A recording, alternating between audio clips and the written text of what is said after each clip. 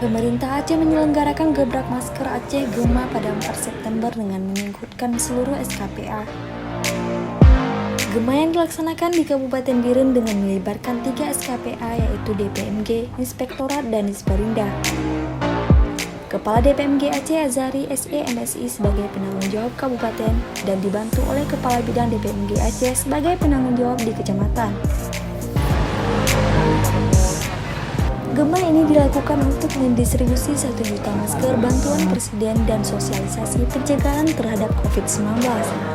Pesan Gema juga akan disampaikan melalui khutbah Jumat dan media informasi seperti baliho, spanduk, dan poster.